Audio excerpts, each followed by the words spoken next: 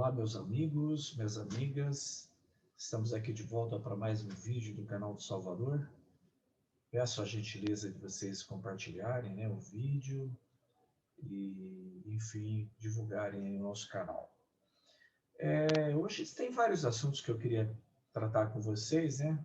O Brasil realmente é um país que o noticiário vai muito rápido, mas tem um assunto que eu estou há bastante tempo que eu gostaria de abordar e a gente vai fazer nesse vídeo. Bom, para começar, a gente vai fazer aqui um compartilhamento de um PowerPoint, e esse PowerPoint é em homenagem ao famoso Dedê. Vocês sabem quem é o Dedê? É o Deltan Dallagnol, né? O homem do PowerPoint. Então, nós vamos fazer aqui uma homenagem a ele. Bom, para a gente colocar o assunto, vamos começar com alguns slides. E o primeiro que eu já mencionei aqui no nosso canal é esse do Dom Helder Câmara, que é um bispo, né, da Igreja Católica, e ele falou isso aí, ó. Quando dou comida aos pobres, me chamam de santo. Quando pergunto por que eles são pobres, chamam-me de comunista, né? Então, assim, virou moda no Brasil, né? Todo mundo que tem alguma preocupação com a área social já é logo chamado de comunista, né? Então, Dom Helder Câmara, ele é realmente sensacional. Deixa eu ver aqui. E queria falar um pouquinho também sobre dois pensamentos de Paulo Freire, quando ele fala sobre educação, né? Paulo Freire é um dos educadores mais famosos do mundo, né? Mais citados em trabalhos acadêmicos mundo afora, né? E realmente desprezado por várias pessoas aqui dentro do nosso país, né? Aí parece que vale aquele ditado, né? Santo de casa não faz milagre na sua própria terra, né? Então, Paulo Freire, falando sobre educação, ele fala, né? Seria uma atitude muito ingênua esperar que as classes dominantes desenvolvessem uma forma de educação que permitisse às classes dominadas perceberem as injustiças sociais de forma crítica, né? Então, Paulo Freire ele está falando aqui que as classes dominantes não têm essa preocupação de proporcionar uma educação que pudesse abrir a mente das pessoas, né? Nós vimos recentemente aqui nos governos de Temer e Bolsonaro, o pessoal querendo suprimir, né, aulas de sociologia, filosofia, né, história, matérias que fazem com que as pessoas pensem, né? E eles não gostam muito disso, né? Na verdade, a classe dominante, eles temem mais o pobre que pensa do que o pobre quando ele está com fome, né? Muito bem. E o segundo pensamento do Paulo Freire é: quando a educação não é libertadora, o sonho do oprimido é ser o opressor. Isso é interessante. Uma ocasião, a Erundina, Heloísa Erundina, né, deputada federal, ex-prefeita de São Paulo, ela falou que existe analfabetos políticos diplomados, até com pós-graduação, né? Então, você pode ter uma educação que não é libertadora em todos os níveis, né? Então, não basta você ensinar a pessoa a ler, somar, né? Dividir operações básicas, né, da matemática, se ela não pensa, né? Se ela faz isso mecanicamente.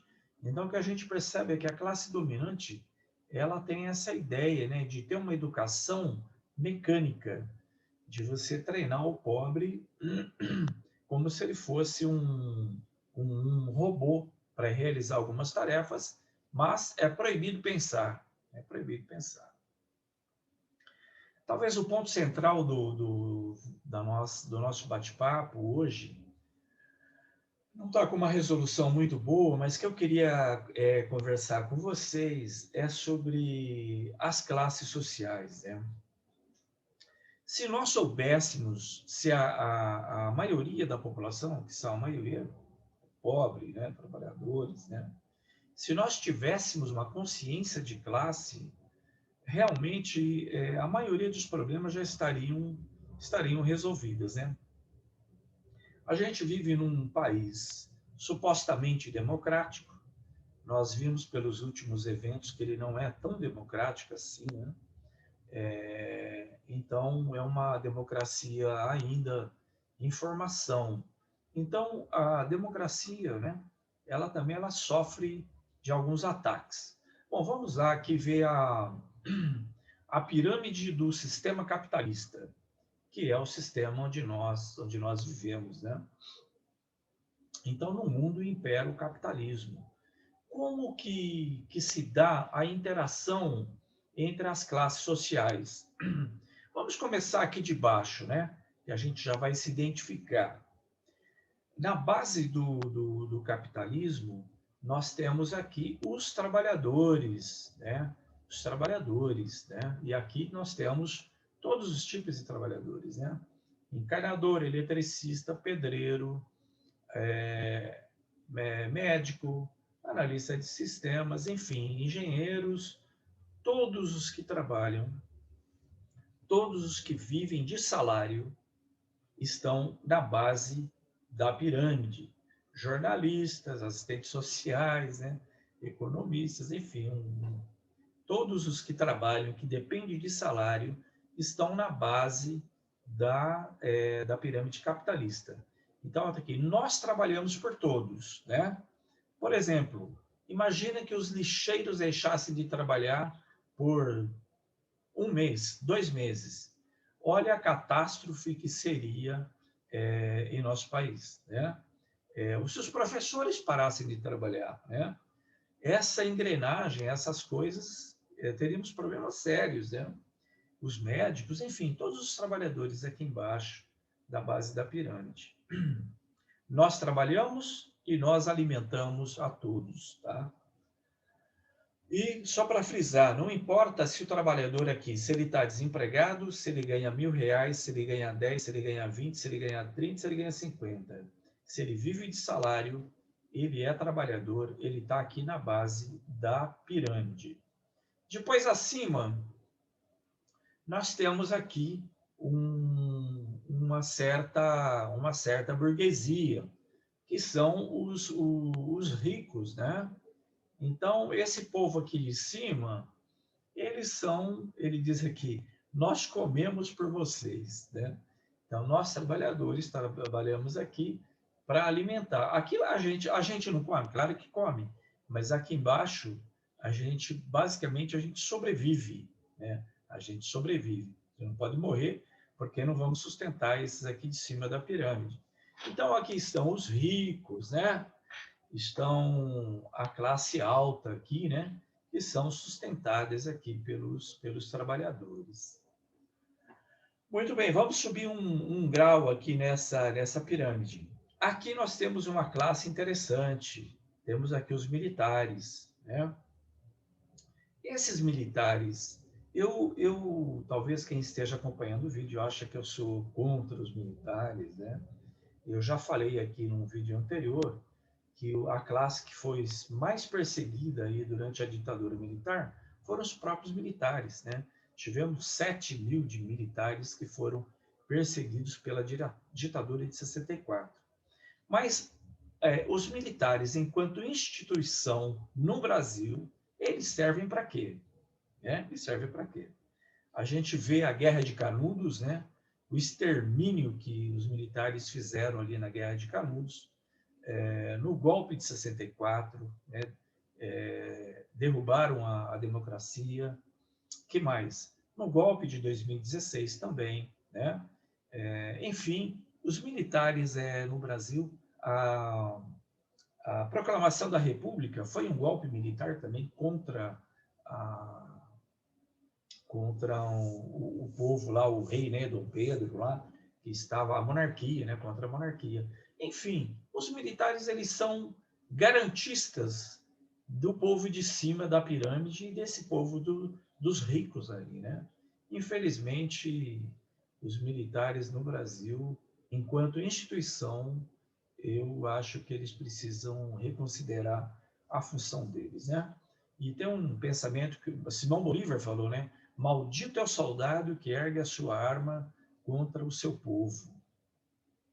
Bom, muito bem. E aqui acima dos militares, então, a gente tem uma outra classe aqui, onde a gente vê que a igreja, né, de uma maneira geral, né, setores conservadores da sociedade, né, não todos, para todos isso aqui, gente, existe exceção, tá? Mas aqui a gente tem aqui a Rede Globo, né? Nós enganamos vocês, né?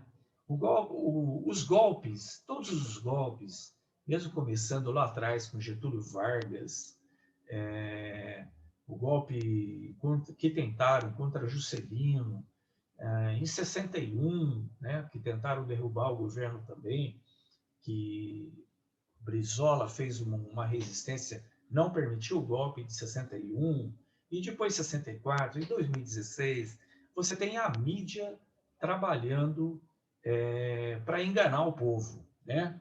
Toda vez que quer se dar um golpe, é aquela história, mar de lama, a corrupção, precisamos tirar um governo, especialmente quando é trabalhista, né? Quando é governo que tem defender os interesses do povo, eles aparecem para enganar o povo, tá? Então, esse pessoal aqui, né? Hoje a gente vê, infelizmente, púlpitos que viraram palanques, né? Então, você vê a bancada da Bíblia, né? Que vota todos os projetos contra o povo, tá? Então, esse povo aqui, eles enganam a gente. Muito bem, chegamos aqui no topo da pirâmide. Nós mandamos em vocês. Nós mandamos em vocês. Aqui são os banqueiros, né, os donos do capital, né, nacional e internacional. Né? Normalmente esse povo fica atrás das cortinas. Né? E os políticos, meus amigos, os políticos são empregados, são prepostos desse povo do alto da pirâmide. Né? E você tem os grandes conglomerados internacionais, transnacionais, né? E que, na verdade, eles chegam a dominar governos, né? Governos chegam a perder a soberania para esse pessoal do grande capital, né? Então é isso. E agora só a último slide, né? Esse povo a gente vê, o que eles querem? O que eles procuram? Lá do topo da pirâmide, privatizar o lucro e socializar o prejuízo. Se está dando lucro, eles querem. Está dando prejuízo, joga na conta do povo, né? Então, infelizmente, é isso que a gente vê, né? Com esse povo aí que tenta realmente ludibriar a gente. Bom, eu gostaria de mais 2 tópicos só, né? Eu acho que uma boa parte das pessoas que acompanham esse vídeo aqui se tem interesse por religião, né? Obviamente eu também. E eu estava me lembrando que os judeus foram levados para o Egito e ficaram lá cerca de 3 séculos, acho que até um pouquinho mais, escravos no Egito, né? E aí, um dia o Senhor levantou um profeta, né? O profeta Moisés, e falou para ele que ele seria o libertador daquele povo. E depois de 3 séculos, então, parece que eu falo Abraão, né? Moisés começou a liderar a libertação, né, desse povo, queria sair do Egito. Imagina, 300 anos no Egito, praticamente eles se acostumaram a serem escravos, né? E aí Moisés chega lá para libertar esse povo. Tem a questão das pragas, né? E aí eles conseguem, o faraó liberta esse povo e eles saem e vão para o deserto. E quando eles chegam no deserto, o Senhor falou para eles, olha, vou levar vocês para uma terra prometida. Depois de 2 anos, eles estavam perto da terra prometida. Eles estavam no deserto, num lugar que não tinha nada, né? e ali o Senhor deu o maná para eles comerem, né, que caía do céu, o maná, e esse povo tinha maná. Até carne, né, que eles começaram a reclamar que queriam carne, o Senhor deu lá as codornizes, né, para eles fazerem um churrasco lá e comerem carne. Muito bem, mas o Senhor tinha a ideia de levá-los à Terra Prometida num tempo menor, né? Então ele já estava ali no deserto e vivendo ao lado da Terra Prometida. E aí o Senhor mandou Josué, acho que Caleb, né? E mandou mais um representante de cada tribo para ver a terra prometida, que era a terra de Canaã. Né? E na terra de Canaã, eles chegaram lá e viram, quando eles voltaram, eles fazem o relato, né? Uma terra maravilhosa, cachos de uva enormes, uma terra promissora, né? Só que eles falaram, olha, só que nós não conseguimos tomar essa terra, não, porque os homens lá são gigantes, né? Eles são muitos, as cidades são grandes, a gente não vai conseguir. E esse povo cometeu outros pecados também, né? O bezerro de ouro, desobediência, né? Falta de fé. E aí aconteceu que o Senhor ficou irado com essa geração, né? E o Senhor falou para Moisés que aquela geração não iria entrar na terra prometida, né? Isso está lá no livro de Números 14, 21, 23 e 29, 33. Vocês podem verificar lá. E aí o Senhor falou que essa geração não vai entrar na terra prometida, né? E relata a Escritura que Moisés um dia foi levado, ele foi até o alto de uma montanha, e Moisés viu a terra prometida, né? Mas Moisés também não pisou na terra prometida. Esse povo ficou no deserto durante 40 anos, até morrer uma geração inteira.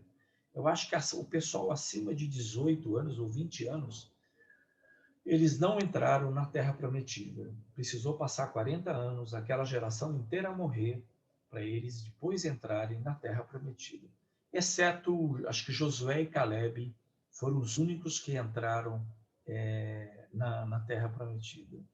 Por que eu estou falando isso, né? Às vezes o povo tem uma mentalidade tão dura, uma mentalidade tão difícil de se mudar, que nem o Senhor é capaz de mudar, né? Então, eu vejo hoje, né, a gente tem um desgoverno, desse desgoverno de Bolsonaro. O país é um caos para qualquer lado que você olha, é um caos. Na educação, na saúde, enfim, no emprego, qualquer área que você olha, no meio ambiente, é uma desgraceira só, né? Mas ainda existe um grupo que permanece bolsonarista. Não importa se ele está passando todo esse sofrimento, e nós juntos também, né? Agora 430 mil mortos, né? Uma falta de responsabilidade, a maior crise sanitária de todos os tempos. E o sujeito bate no peito e diz, eu ainda sou bolsonarista, ainda vou votar no genocida. Realmente, nessa altura do campeonato, eu vejo pouca possibilidade dessas pessoas mudarem, né? Assim como esse povo que estava no Egito. Nem o Senhor foi capaz de mudar o pensamento deles, né? Então, a esperança é a última que morre, né? Que vocês possam refletir, né? E se unir à maioria dos brasileiros que já percebeu que esse desgoverno, essa classe dominante, como falou Darcy Ribeiro, é a pior classe dominante do planeta, né? Eles estão vendo o país sendo destruído, mas eles ainda mantêm esse genocida no poder, né? Que nós possamos abrir os olhos, né? E, quiçá, pôr um ponto final nesse desgoverno que está destruindo o nosso país, né? E, para encerrar, queria lembrar para vocês, vejam aquele slide das classes sociais, né? Onde é que você está na classe social? Se você estiver lá no pirâmide, lá no topo, ou estiver no segundo grau ali, né? Usufruindo do que produz a classe trabalhadora, tudo bem, eu acho imoral, né, você continuar defendendo esses interesses, esse desgoverno genocida, essas coisas, mas eu até entendo. Agora, se você, como eu e como a maioria dos brasileiros, estarem na base da pirâmide, como trabalhadores, né, e você defende os interesses daquele povo do alto da pirâmide, eu acho que você está sendo enganado, muito enganado, né? E você está dando um tiro no próprio pé, né? Ou, quiçá, um tiro na própria cabeça, infelizmente, né? E eu espero que você possa acordar, né? E entender que as classes sociais são reais, você faz parte de uma delas e seja inteligente, defenda os interesses da tua classe, da classe dos trabalhadores, né? E é essa a mensagem que eu queria deixar hoje com vocês. E eu vou deixar aqui o link do vídeo dessa história de Moisés, que é muito bonita, muito interessante. E eu deixo aqui um abraço, forte abraço a todos os amigos. E até a próxima. Tchau.